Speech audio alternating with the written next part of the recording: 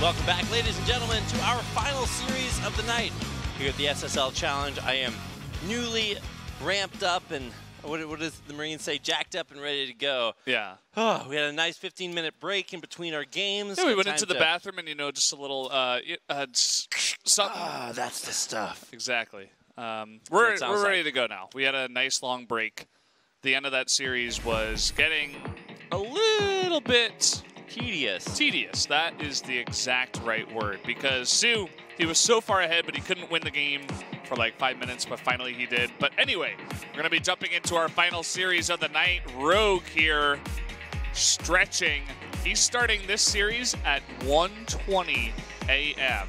So you got to hand it to these players. They're coming in late. Rogue is our resident TY. He just comes in always looking tired, but we'll see how well he can stand up against this guy. Bunny, 3 wins, 2 losses, did manage to take a win yesterday, but he's up against a much different caliber of opponent. Rogue is in the GSL Codes round of 8 right now after dominating a super stacked Zerg group. It also had Classic in it, but it was just very impressive to watch Rogue play there. Now, of course, he came back and got absolutely bopped by Sue on Thursday. Now he has to play against Bunny. It's TVZs all day tonight at the SSL Challenge. Yeah. I almost said Classic. I said Classic when we closed out there, guys. It's actually SSL Challenge. So Bissell Reef, Odyssey, Newkirk. I didn't see the last 2. But you did see the last 2. I did? Your brain remembers. It does, but I can't access my it's subconscious. Burned in there. Well, there was a movie that was based solely around like being able to access your subconscious. It was the guy took eye drops or pills or something. I forget what it was. Sounds like a Black Mirror episode. Somebody knows. You can tweet that at Rapid Casting. I'll give you bonus points for that one. How many rapid points do I have? How many do you have? I don't know. You're the guy who knows about the rapid points. You'd have a lot more right? if you scooted the chair a little bit closer, if you know what I'm saying. I gotta show off my style, you know? I came prepared tonight. This is my greatest. How warm are your fuzzy sock feet, Valdez? They're a little bit warm. I mean, the studio is not warm, but outside is warm. So whenever we go outside, it gets a little bit warm. All right, well, let's go ahead and start our final series of the night. It's a best of 5, another Zerg versus Terran, and spawning in the upper left-hand corner. This is our purple Zerg player playing for the Jin Air Green Wings. It's Rogue. Down at the bottom right, it is Bunny, the blue Terran. He is part of Team SSL. Formerly of Team Dust, the best combination. Keep saying that because it's true. Bunny hitting 0 APM. I saw that too. Adjust himself. Yeah. Rogue adjusting himself in his chair, also hitting 0 APM. Like, come on, guys, this is where you got to show off. I had somebody else that was he was either writing a comment in chat or on a community site or something like that. It's like, why do these guys always show off at the beginning of their games? Don't they know that they don't have to impress anybody? Why are they trying so hard? I'm like, can't tell if you're trolling or not, but no, guys, it is Next just a level warm-up. So someone out there who's new to StarCraft and wonders about that, well, yeah, it's just a warm-up. There you go. Yeah. You get one. So Bunny just yawned. I think we can say that Rogue has a significant advantage in this series because of that. Perhaps. Wouldn't you agree, Rapid? I'm just waiting to see what's about to come to fruition here. I saw 2 SCVs headed out on the map, and I was like, wait a second, this is too late to proxy. So yeah, this one's a scout and one to build this expansion. We saw a very early pool from Rogue. I don't think that's anything super aggressive, but is just going to be able to get a couple of early Zerglings out to either deny this SCV scout or be mean to the early Reaper that comes in. Both of these guys, these 2 Zerg players that are very strong, are doing this build very consistently. The pull first, just the safe pull. It's not anything aggressive. They make like 2 or 4 lings, and then they just transition. But I wonder if they're just, playing it very safe against a player that they think they should defeat in the longer game, or is there some specific build that they're scared about? You say you saw Sue do this build, and I did too, but even that series was just very long, and I don't think that's the way either of these players wants this game to go. Something tells me we're not going to be mining out Abyssal Reef like we almost did in our last game. We were close. We were very close. 22 minutes into Overgrowth, the players realize, hey, there's no more bases. I guess I'll just go attack and lose.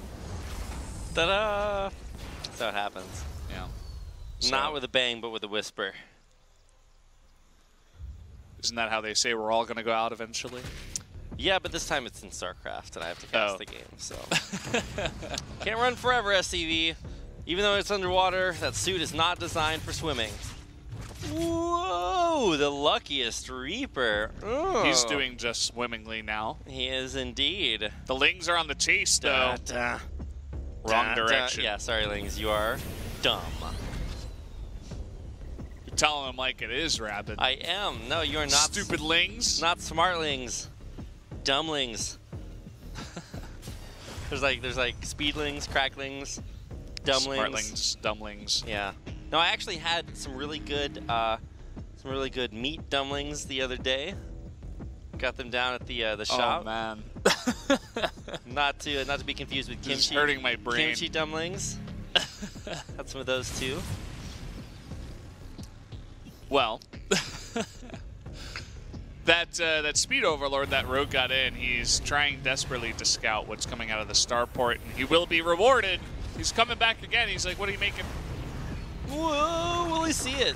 No, probably not. Although, now that Viking has guts all over it from the Overlord, it just flew right inside of it, literally inside it, and then killed it, blew it up all around it. And now that guy won't be able to see, because Vikings, interestingly enough, do not have windshield wipers.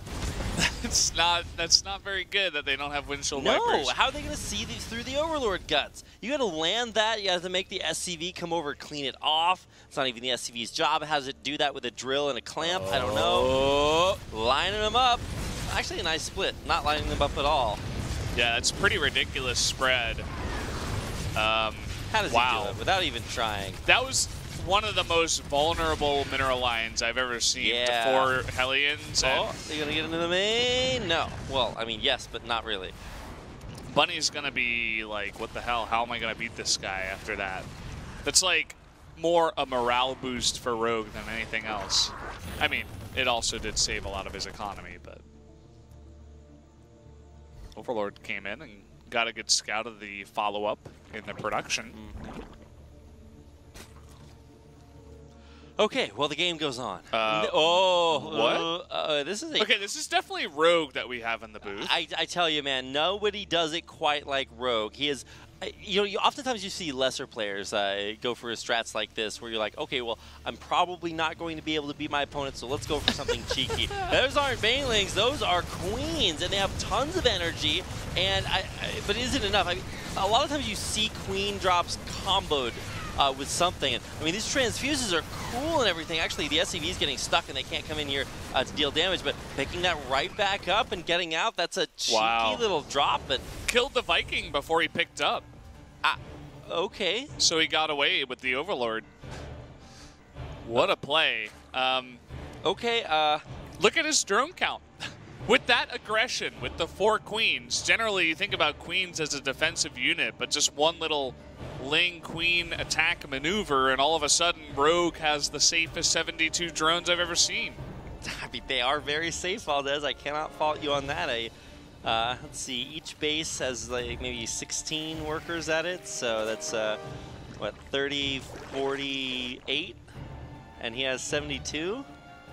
Okay. Yeah, but you got to count the gas drones too. Okay, and that adds another 6 for base, so it's 6 times. Okay, it does 22 work out. per base. Yeah, 66 for 3 bases.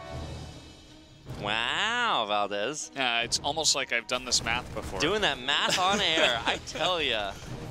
Somebody give this guy a degree. It's almost like I've been casting this game for 4 years. Yeah, but it hasn't been that way for all 4 years, though. Oh, I guess you've only ever cast StarCraft 2. Yeah. Back in my day, I was casting Brood War, and I'm like, no, it's definitely not that same number. If you could fit 22 workers at an expansion, actually, I think you could fit more. You could fit like 30 at an expansion in Brood War, but they don't start out that way. So. Yeah. And there's only one gas geyser. most of the time. Whoa. Well, I knew about that. But here we go. We got a drop in the main. It's Marines! Surprise, Banelings! The Baneling was kind of spinning out on that mineral patch, but eventually it'll take most of everything out, and that Queen trying to take the medevac down will not be successful. This reminded me of, like, Metroid Prime. How so? What was that Metroid game for the GameCube? It was Metroid Prime. Was it just Metroid Prime? Was that the name? Well, it was Metroid Prime and Metroid Prime 2. Okay. Well, just how you, like, roll around the pipes and stuff? Yeah, and the Powerball. Yeah, that's what that Baneling reminded me of. Yeah. We need Metroid-themed Banelings. You know, truly there is an alternate reality in which copyright law is, you know, the friendliest of law, and everybody shares all their IP with everyone. You can get McDonald's Banelings. You throw in some Metroid Powerball Banelings. That would be weird. Yeah. Someone should write a book about that. I think our society would be very different if that were the case. Can't really discuss it all on cast, as we do have a game that's actually going on. Transpiring before our very eyes, Valdez. This is a strong push. He's got 4 tanks in it. He has Liberators too. It will be scouted, and tanks are quite strong on Abyssal Reef, as we always like to mention. Will Rogue have the response to this? He's got only Lings, Banes, and Hydras for now. I think it really depends on the kind of flank he's going to be able to get. And with that one Zergling coming around behind, maybe that'll tip Rogue off that Bunny does have an idea about how to deal with this. You cut off the reinforcements. You don't need to send that many Zerglings to cut off the reinforcements. That's almost a bona fide counterattack, and he needs to come in and sandwich at the right time. So he is going for the counterattack. He thinks he has enough to hang on. No, you do not. You need to come back with your Zerglings, but instead he's going to bust the front with the Banelings, run on through. A tank there to protect those should go down almost immediately. Gets a couple of shots off, but that is it. This is a pretty bona fide counterattack if I ever saw anything. Getting a ton of lost mining time at the natural, at the third. Rogue might lose his 5th base, but I'm sure he'll be okay with it. After all, I mean, he's continuously going for counterattacks. It looks like now he's going to go for the flank. Here he comes.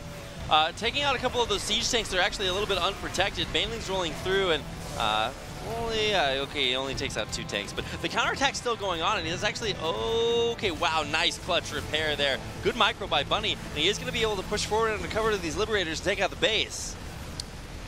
Wow, so the counterattack actually was not enough to really break the back of Bunny's Terran train right now, and so 13 Marines at a time will be the answer. Rogue is going to try for another counterattack, but yeah, the supplies are definitely deceiving, as Bunny has, you know, basically the same army supply here and a lot of tanks to deal with those Hydras. Yeah, but there are not a lot of tanks back home, and so this further counterattack is going to deal a lot of damage. There go the SCVs again. Tons of lost mining time. There's even more Lings up at the top of the ramp, preempting the natural SCVs from running back into the main, so lots of damage being done behind this, but Bunny still continues to push forward. Whoa, so many Banelings. The pulls are huge. The abducts, he decides to go for those, as well as the blinding clouds. Rogue at the end of it all was just buying time for his Vipers to get that energy to help out in the attack. Oh no, and it looks like he's done it. Apart. Bunny, your base, your Warren, it is not your Warren holding on very well. Oh no, the Banelings, so many of them roll all over Bunny's forces and take him out. Hey, just got bops there. Such composure. That's the word I would like to use for Rogue's play. It's like very calm, you know.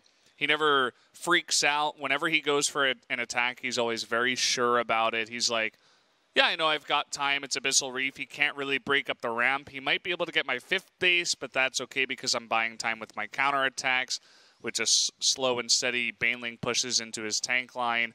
And I have Vipers that will come out right in time to totally clean him up. It was all just very neat, very satisfying Zerg play to watch. Yeah, it was a lot more methodical than I feel like our last series was, where our Zerg player kind of knew what to do. It's like, okay, well, he pushes out, then I run back with a counterattack. That's defended. Another counterattack, and all of this is just really slowing down Bunny's push. And ultimately, it gets overwhelmed, enveloped, and taken out. Enveloped. That's how we say it in New York. There's no way people actually say it that way, Valdez. I'm sorry. I thought you were going to be like, oh, wow, really? That's weird. That's so strange. Look at what's written on the ceiling, Valdez. It's the word gullible. Oh. 7 years old, guys. Sorry, I apologize. It's a I'm burden. 12 and it's this a struggle. Somebody's got to do it. Haha. Yeah. Well, that was game 1.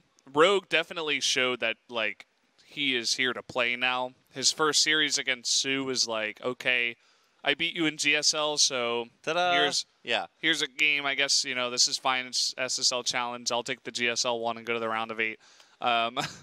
So now he's like, okay, we give Sue his chance. Let's kill Bunny and potentially even challenge Beyond for that first place spot. Game number 2 is coming up, everyone. And for Rogue, I feel like he's looking very methodical, maybe some slow and steady wins the race, but he does know how to handle Bunny. For the Bunster, he's got to figure out something else. And of course, the map will be, I guess, pretty drastically different. We're heading into Odyssey for our second map of our final best of 5 series tonight. Another day goes. Okay, and I'm just like, how long nice are we try. going to go? That was good. I don't know. It's the best I got. That's all you got. Well met. Here we go. Our purple Zerg player in the upper left-hand side of Odyssey is Jin-Air Greenwings Rogue. Down in the bottom right, doing a little cheese, a bit of a stinky one. Going to be joining us on Odyssey. It is Bunny. There we go. Dun, dun, dun. It is a barracks, and following it up is probably going to be another barracks. Oh, Bunster. Let's see if Bunny can envelope his... That's a very Bunny kind of word to use there, Valdez. Yeah. Envelope. I think lops are kind of Bunny. Lops? Yeah. Like, I forget what the different kinds of lops. Is lop actually a thing? It is. It's a kind of Bunny, I promise. Oh, okay. I'm not gonna Google it right now. That's what that's your homework, guys in the chat, girls in the chat, people in the chat of all ages, shapes, sizes, and everything else. Don't assume their gender. You gotta call them they. Well, they in the chat. Well, see, they is like plural, so there's lots of people out there, providing more than just one person's watching, which is, you know, quite the assumption to make at this point. But should there be people out there, they can tell me whether or not lops are kinds of bunnies and all kinds of important things by tweeting at RapidCasting or at Brendan Valdez with an S on the end, and let us know. Now, 2 SCVs moving forward is going to show everything and more. Rogue will know that shenanigans are afoot.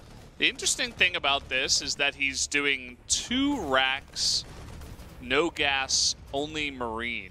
I feel like this is more of like a 4 racks kind of strategy with only 2. Yeah, it's like, it's either 3 or 4 racks. He's trying to get the surrounds here. No, he can't do it. Trying to go for the envelope, but it's very not working out here. He's losing so many drones. Oh, yeah, this is critical damage. 7 going down, and both bunkers complete?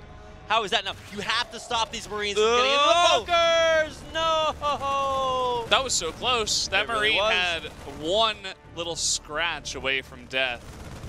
I feel like you just let the bunkers come up, sack your natural, and take the drone that's out on the map and expand somewhere else.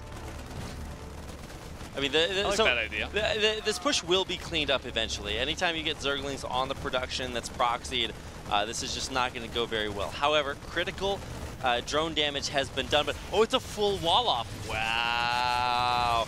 Didn't actually realize you could do that with the 4 bunkers, because you never see players commit to the 4 bunkers, because then this happens. The Zerglings will bust out, probably go... why are they not going for like a counterattacker to kill the... You either go to the production or you go across the map, but there is a wall there. Yeah. So go for the production.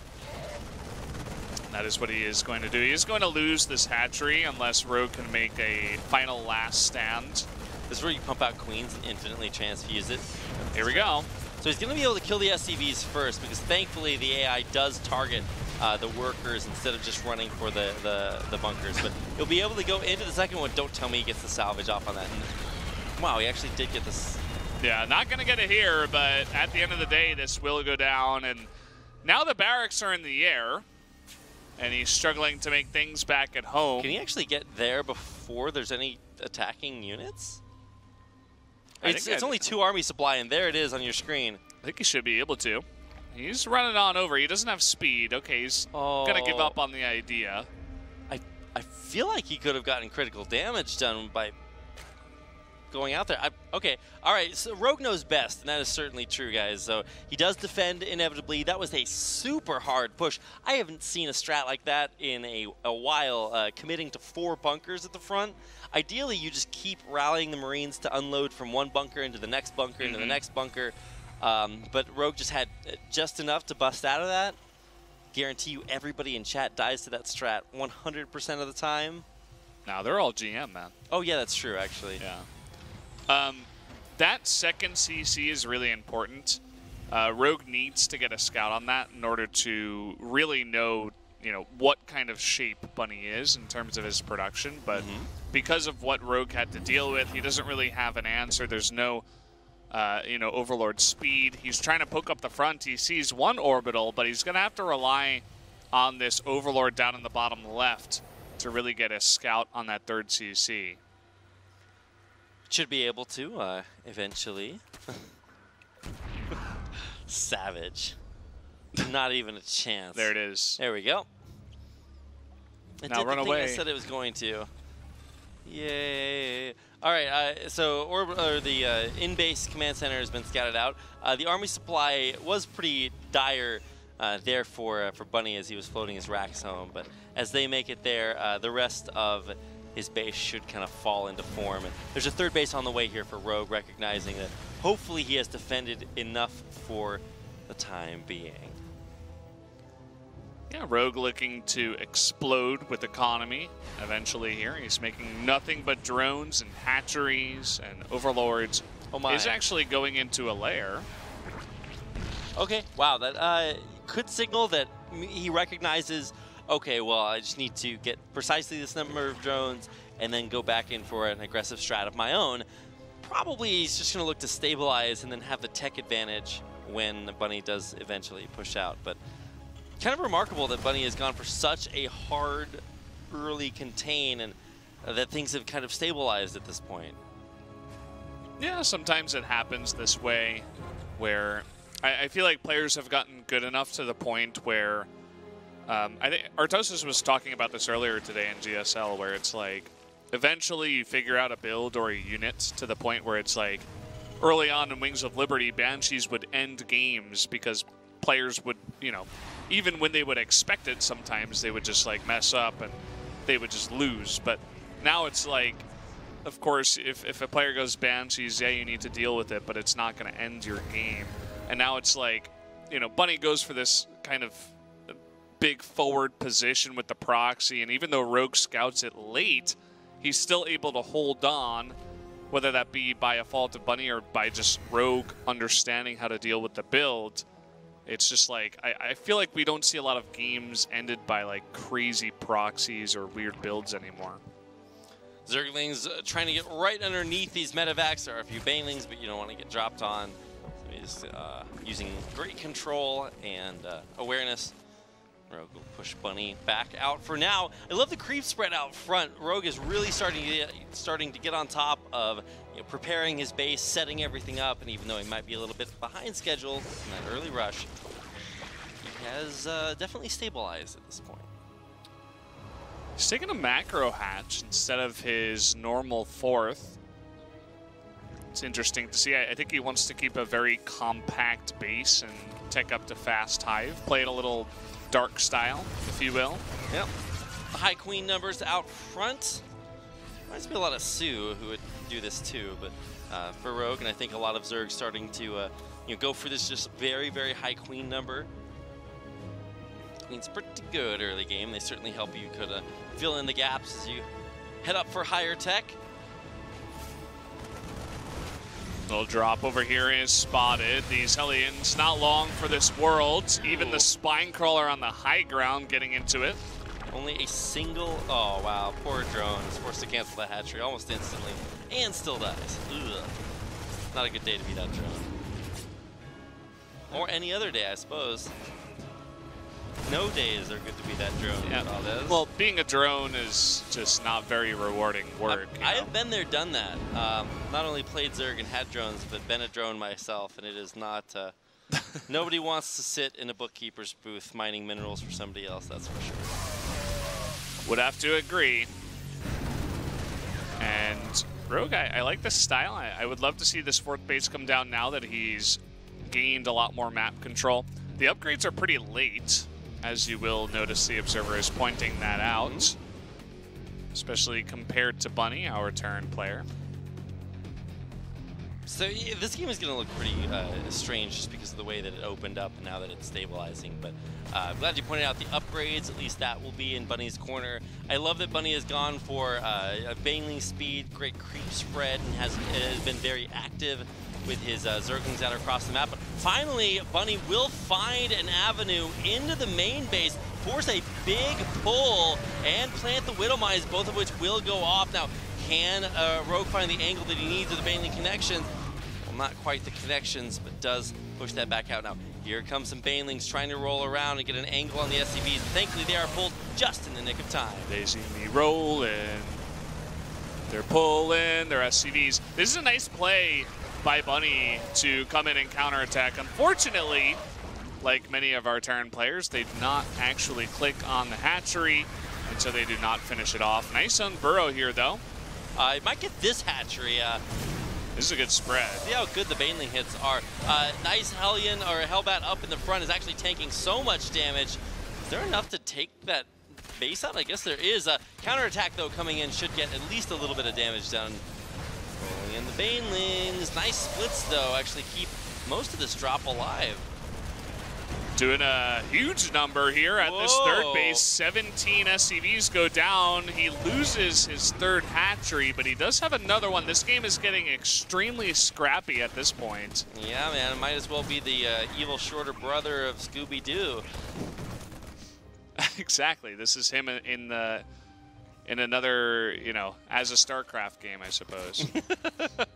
That would be terrible. Another shape. So happy that's not the case. We do have 1 Ultralisk and 1 upgrade I love of how chitinous plating. Rogue is playing on Jin Air, and the Jin Air logo is just stamped right outside his base. This is the Jin Air base. Also, that no matter how much creep you have, you can never cover up the logos that have been put on our map. Somebody thought that went through. It was a good idea. All right. Unfortunately, there's probably 1 outside of Bunny's base, too. Oh, yeah, I guess that is true. Widow Mine. Burrow. Ooh, nice split. Decent hit. Nice hot pick up to get in, get out, kill off those 4 value Zerglings. The 2 scouting SCVs will pay the iron price. That's actually really good, though, for Bunny. Avoids them getting into the mineral line and doing crazy damage. But look at this. The hit on the gold base will force a cancel. Drone gets to live for now, but it's a lot on the ground, and Ultra's finally out. Will the Widow Mine ever fire? All this and more at 9 o'clock. This is, workers did not get sent back to the mineral patch. Rogue is just chilling here on 3 bases versus a 4-base Bunny. Or I guess it's 3 base. He floated his main. Really struggling to get anything off the ground. He does have very valuable Ultralisks, but Bunny is just all over this guy. The multitasking is one of his big positive traits. Nice run by here by Rogue, though. Yeah, no, he's had a couple of these. This definitely seems to be a hallmark of his style. Consistent run-bys, and does pick off a couple of mules, even though it doesn't show his lost workers. It is a big economic hit. Yeah, it definitely is. And more importantly, it keeps Bunny back and not attacking.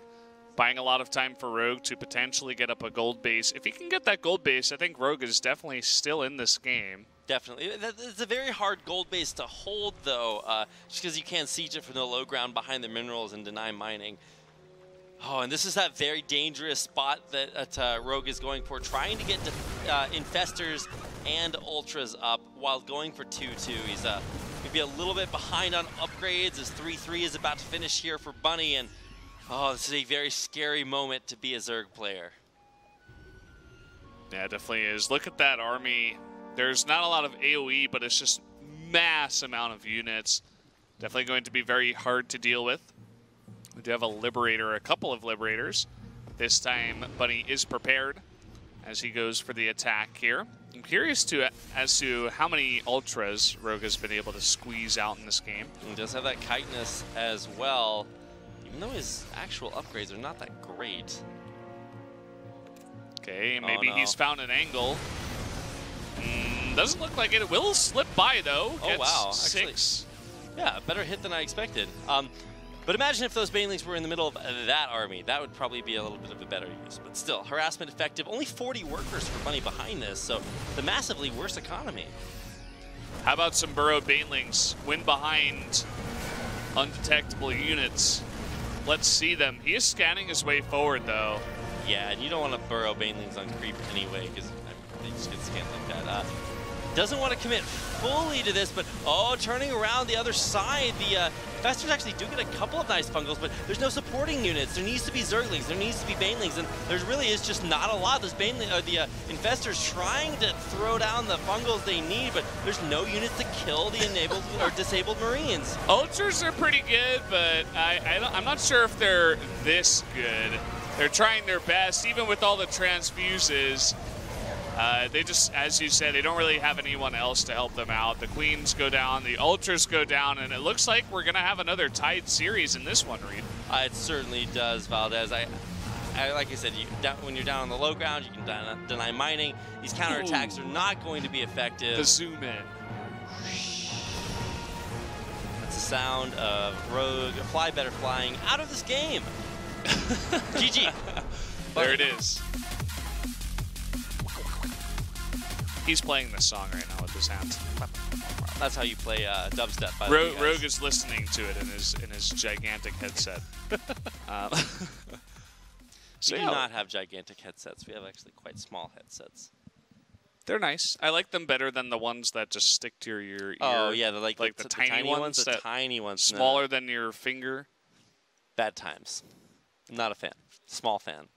SMOL. Small fan. Small fan. Hashtag? Possibly, yeah. Depending on how it's used. Yeah. So yeah, it's all tied up again. Indeed it Rogue is. versus Bunny. It seems like this is the night of very close TVZs. Yeah, we're going to get... I wouldn't be surprised if we get all 15 games today, Valdez. I think it's almost 2 a.m. here. It is 1:50. Yeah. On top of it. We're going late. Bunny stopped yawning. He shut his trap and he crushed Rogue. So he did.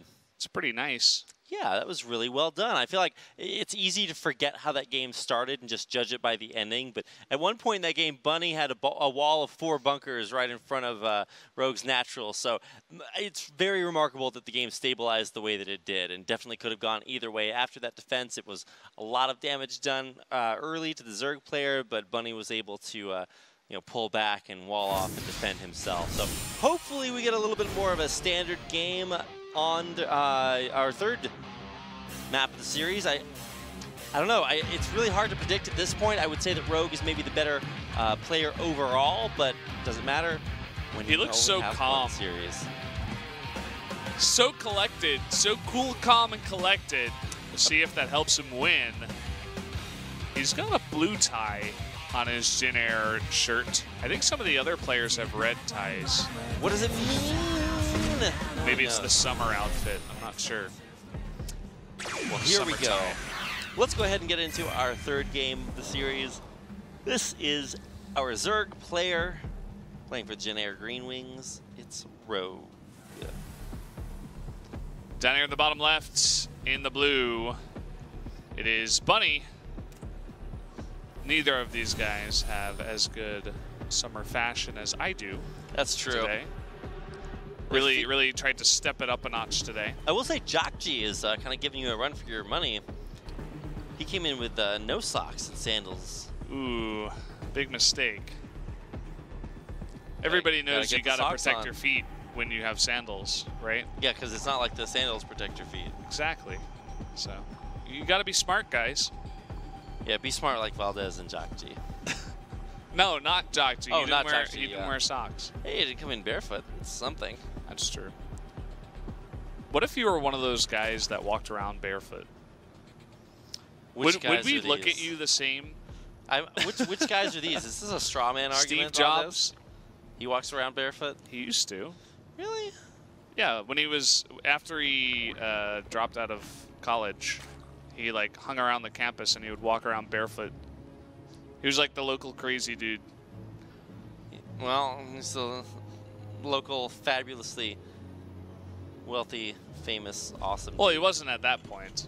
Ah, eventually. But, yeah. Are you saying that if I start walking around barefoot, that eventually that will happen to me? Yeah, maybe that's the key. I mean, both Steve Jobs and Bill Gates dropped out of college, and so that seems to be the key to success. I would say I have known quite a few people who walk around barefoot who also dropped out of college, but I'm not sure what the correlation is there, Valdez. Yeah. I was just curious. Maybe we would look at you differently if you walked around barefoot. Oh, I'm sure you would. That's why. Maybe you should try it out. What do you think? I don't. I don't. You don't what? Think. Oh. Okay. Well, that's unfortunate because we got to think about the series. We do have StarCraft happening before our eyes. Will he ever kill the unbuildable plates? They've got 20 health. Please. Okay. Hey, there we go. All right, now you can be I was getting worried that I would have to think about that the entire rest of the night, that he didn't kill those unbuildable plates, but he did, so it's okay. Indeed, he did. So, we do have the regular build here from Bunny. Makes sense on a map like this. You do have a pretty wide ramp, even though there is that ramp there to your natural. Also, drops are pretty nice into the main. See that on pretty much every time we watch Newkirk Precinct, unless there's some kind of proxy. Yeah, and Bunny is very well known for his drops. He goes for a lot of like stim timings with double drop ships, so should probably expect either so the double Hellions maybe into a I would say Banshee. It's probably fairly expected, especially with such close distances by air. That's going to hit pretty quickly. Here comes the Reaper into the main. He's getting a nice scout down. He shouldn't really do too much damage, especially with speed done. Oh, the jukes! He's got the moves, man! But he's running, unfortunately, on creep, so he won't be able to escape those things. Yeah. That Reaper definitely not running around barefoot. See how I tie it back into the cast? Hey, man, I love the segue. Yeah. Big fan. 2 Hellions go down. That is really bad, actually. I mean, we see Terrans keeping all of their Hellions alive for a reason. You want to go in with 4 so you can one-shot the drones, but not the case here, as Bunny kind of just let them go to die. Not a good day to be a Hellion in Bunny's army, but... All right, so he's going to go for this queen drop again. This is fancy. I'm guessing it's for the queen drop. Throw a couple of drones in there, too. Why not? Okay, never mind. The good old no one ever listens to my ideas. I don't know about your ideas there, Valdez. I wonder why. Well, you do have this armory coming out, so definitely wants to make a big Hellbat play. Yeah. I saw a couple of Widow Mines in the mix, too. I'm not sure where they went. All right, now let's see how well this drop goes. There is the Overlord speed, so it's not going to take like 50 years for it to go over there. But, you know, usually you want to combo this with something else. You don't just put 4 queens in your opponent's face They're the Widow to Mines. make a moral statement. But yeah, here come the Widow Mines. One gets picked up, the second one doesn't get the worst hit there, but see if he can drop out the queens. Nice transfuse, saves the Overlord. Actually might kill that Viking if it's not careful. Hot transfuse. There we go, the hottest of transfuses, Valdez. Meanwhile, Bunny's going mech and everything gets scouted, which is unfortunate. The queens. The extractor, the assimilator, the what's the other one? Refinery. That's what it is. Yeah. I was gonna get it eventually. There, he's gonna kill it. Yeah. There you go. Mission accomplished. I don't think you can escape though, unless, well, you'd have to transfuse it again. Okay, this is gonna be close. Oh my God! He's gonna drop the right one with the transfuse energy, and he will save and he gets the Overlord. Viking. Whoa! Oh, what? Sick. Who is this guy? And what is he doing to your ladder points? He's going to take him. Sick control there by Ro. That's why he's rank 1 on the Korean server. Oh, transfuse. Oh. So he misses one of them. I think he's got one transfuse left. He did it. This is about it, guys. You can micro him now. There's no Viking left over. Just fly around the base. That's really annoying. And the Queens still get energy while they're in the Overlords, so they will keep building up. Can anyone say broken? I don't know about that, It's Valdez. not broken. I'm just kidding. They're going to drop into the natural here. A couple of Hellbats. I don't think is enough. We'll see. We can't really see how much energy they have. But at the end of the day, it looks like they're pretty low. And so... Oh, man, he could totally snipe that. Watch him He wants it so badly. He's going to go for it. Oh. A story in 3 pictures. Or in just one long sound. I feel like that's the story of SSL Classic, Valdez. Yeah. Or Challenge. Keep doing it. Here we go, the double Medevac Thors. Can't do Medank drops. So instead of you have to do Methora drops. They're on the chase. Throps. On the hunt. Whoa! He's transfused it again, and he picks up.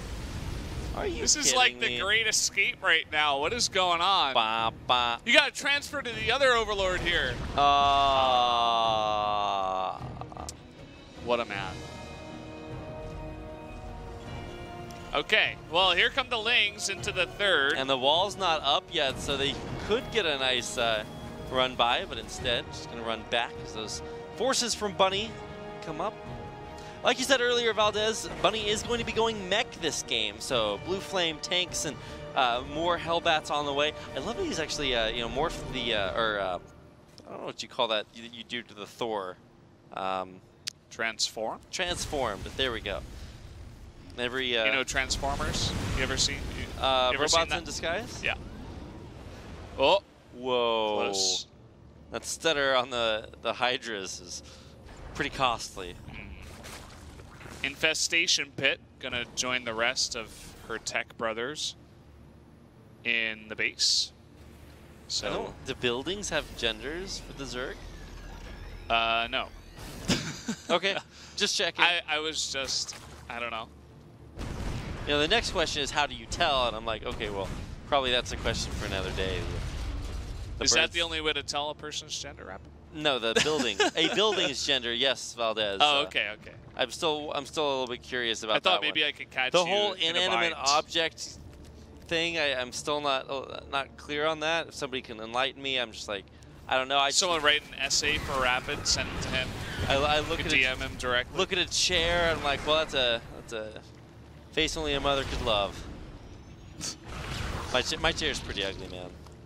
My chair's nice, man. I just got a new chair. You just got a new chair. How's your new chair working out? It's pretty good. It's very comfortable. I don't think Bunny's going to be very comfortable when he sees 12 Swarm Hosts on this map. Now, thankfully, Bunny does have the counter to Swarm Hosts, which is Medevac Thors. So you drop the Thors, the Swarm Hosts fire on them, and then you lift up and run away. So that's the plan. We also got a chance to see, who was it? Was it Innovation or Alive? Or I forget who, I think it might have been Alive. Drop Hellbats in front of his army so that not Swarm Hosts, but Broodlords would hit them and then pick up and kill the Changelings as they run forward. Or not Changelings, but the Broodlings. Lots of ways to do it, but here come the first round of Locusts. Uh-oh. Uh-oh. Coming in from the left, he's got a concave of Hydras, but that is not enough, sorry to say. All the tanks in the back line immediately shelled the Locusts as they came down, so even though they got some value, Bunny's still pushing strong. Indeed he is. The push continues. Thor's tanks up in the front. Air control as well, so that will be effective. It's also going to give him good scouting information. Now, oh no, he ran within the line of sight of those tanks, and now he's actually going to come over and drop a couple on these Swarm Hosts. Where's the burrow? Run away! No! This is not the way you want to go. And now into the tank fire, the poor Swarm Hosts. Oh, that is really unfortunate. Like he's got to make a last stand with the Locust, but I don't see any Locusts. This is not it. Here come the Lings. He is attacking from two sides, but the Vikings are going to drop down. I don't know about this Valdez. As they fall down, I mean, there are only like landed Vikings and a few tanks here, but I say only as they run forward and kill everything. So and get this, he's making more swarm hosts. Hey, wow, 7 more? Really? GG. No. Okay. A, B, not C, really. D, E, F, G, G. And that's going to do it. Wow. He's got to take a drink of his brown water. I don't know what kind of brown water that is, Valdez. What's your guess? Barley tea? That's always a safe one to go with. Probably, yeah. Could be corn tea. One of those. No. Corn tea is not a big fan of the not corn a good tea. strat. No. Barley is good though. If you come to Korea, definitely get some barley tea. Barley is pretty good. Or visit your local H Mart and go pick up some tea there. They definitely have it. I actually didn't realize when I was living I grew up in Texas, there was an H Mart very near my house, and I only just now found out about it. I'm pretty disappointed. Could have had access to all this food. Maybe you would have been content in the States, though, if you knew that you could get all of this greatness there. Yeah, then I wouldn't have had to come out here, Valdez. It was You'd just be like, I could just chill in Texas and go to H Mart. I'm going to wiggle my microphone at you. I'm sure there are definitely some people out there that can accept that. If you guys are living where you live only for the food, then, I mean, you can certainly do whatever you want, but you're not going to get to watch games like these there. I'd say if you have the opportunity to travel in any form at all, definitely go ahead and do that. Yeah, and come watch SSL. Don't stay in where you were born. I understand that not everybody has the opportunity to move around and travel a ton, but like definitely go ahead and do it if you can.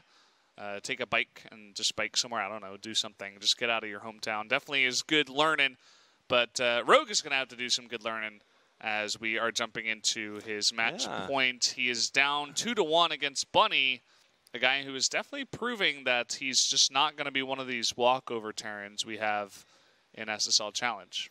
You're like reverse Bon Jovi, who says you can't stay home. What? Or it's leave home. There we go. You can't leave home? Yeah. Yeah. But you can.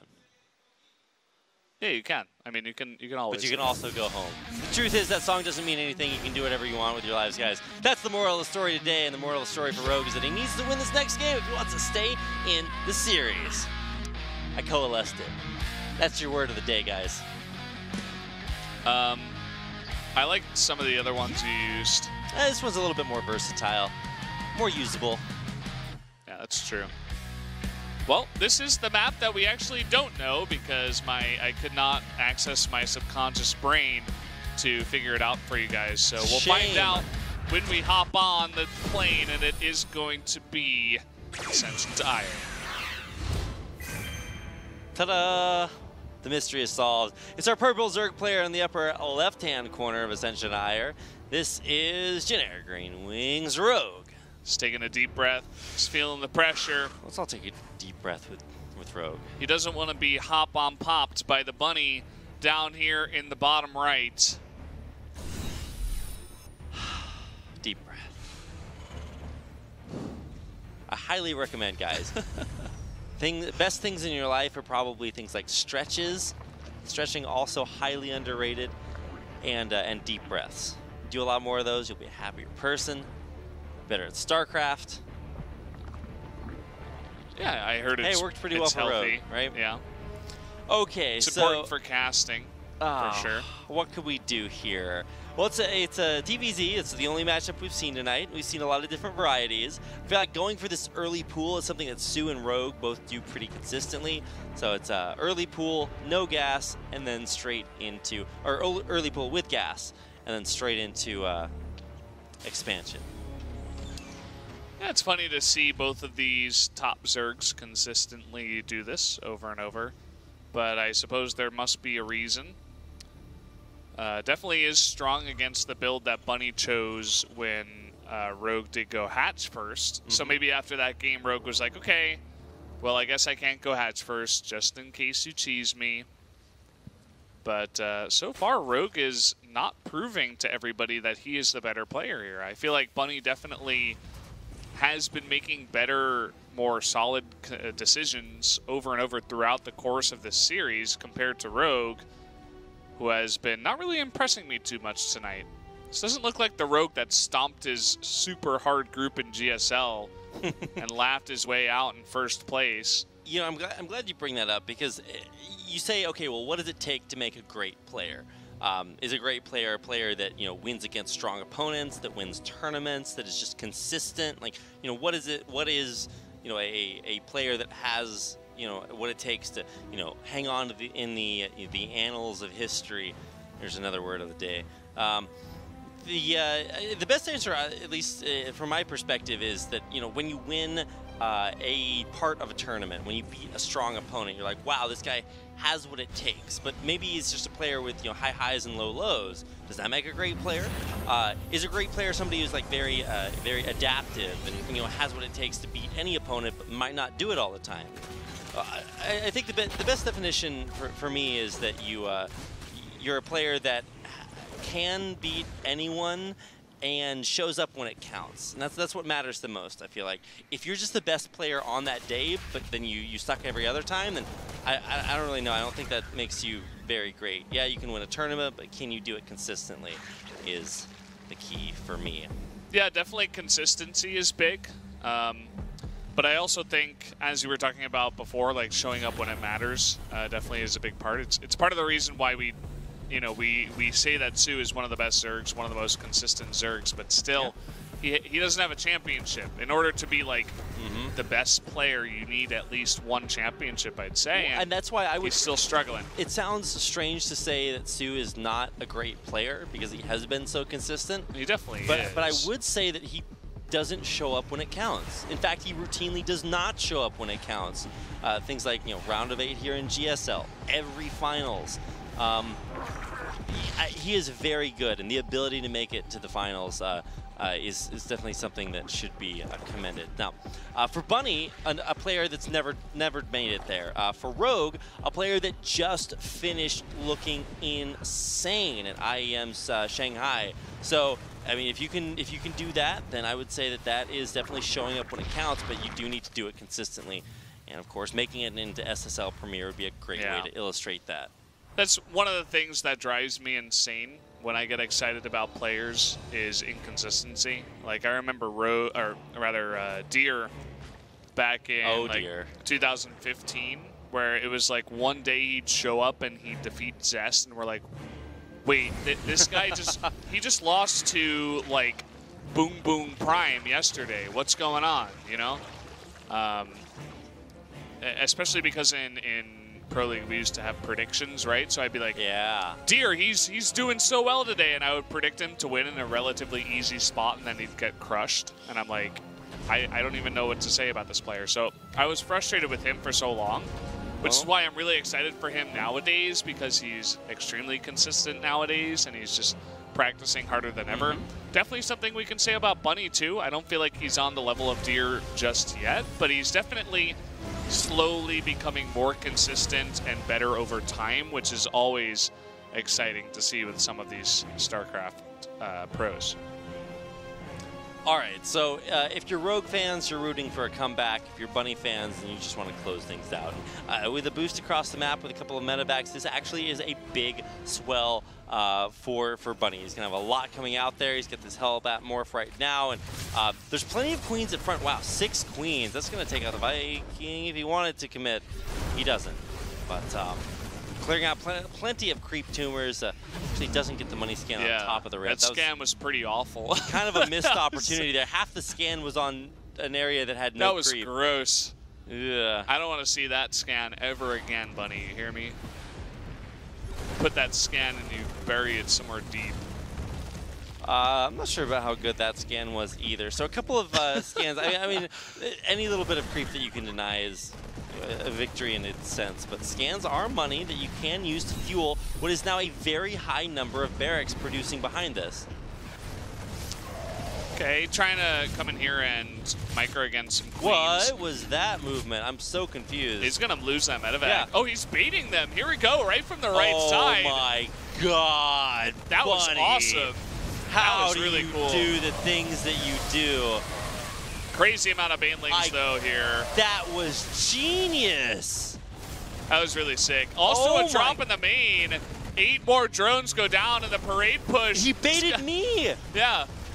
He baited us all, man. That high queen number was really the only thing standing between him and being able to break through in the front. And now there's only one transfuse here. He's not even going to be able to save one of these queens. He's going to catch the banelings morphing, be able to cancel them if he wants to commit. Now, granted, these medevacs are taking a lot of hits, but the queens are falling. The banelings are being targeted. He's still dealing damage to the banelings. He'll take down the Hydrogen.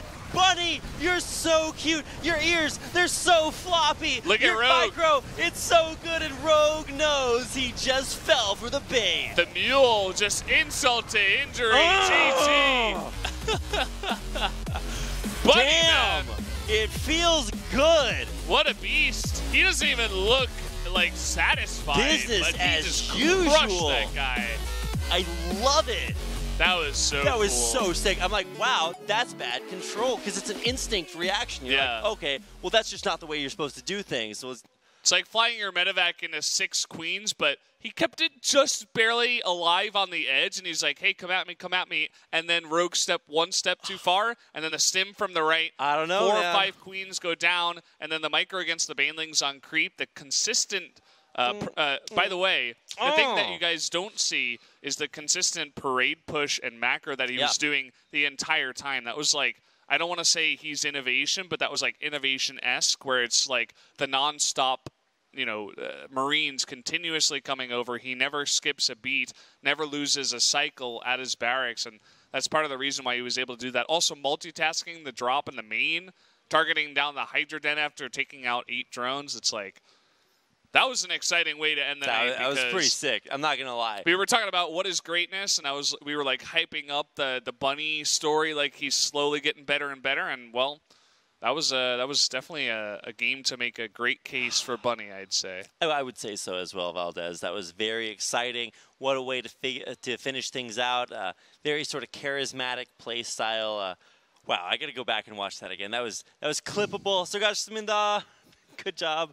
That was sick. I gotta say, watching players pull off moves like that is really just a hallmark of StarCraft. It's one of the things that you can just look at the game, watch it, and you don't really have to know what a lot of the units do to just see something be super sick.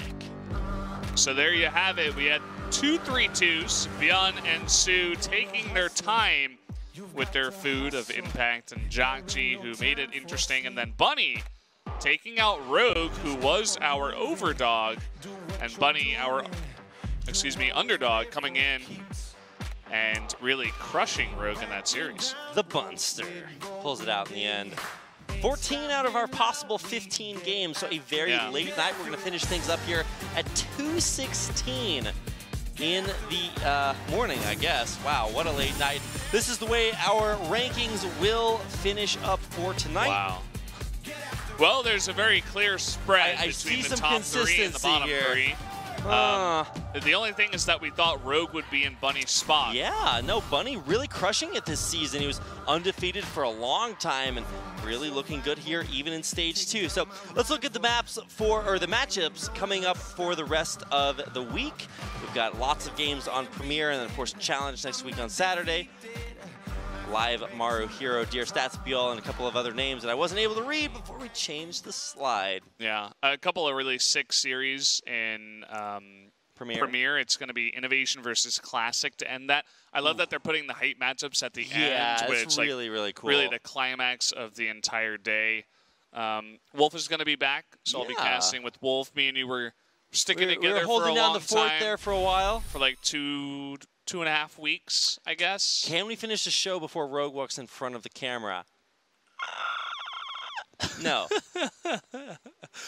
I liked that sound. I was holding for it, guys. That was a good sound. I couldn't stop it. I was using my my Stranger Things powers. Cute scene you got there. These guys obviously friend. Bunny giving the guy that he just wrecked a pat on the back as Rogue kind of just face palms and. They met up right outside the door, and they were like, hugging each other and walking out the door together. So some good friends at the end of it all. Maybe it sucks to lose that way, but at the end of the day, there's more than just StarCraft. You do actually have to be a decent human being. what matters. No matter whether you win or lose, the true winners are friends. There's your lesson for the day. Thanks for watching, everybody, for another day of the SSL Challenge. We'll see you next time for SSL Premier.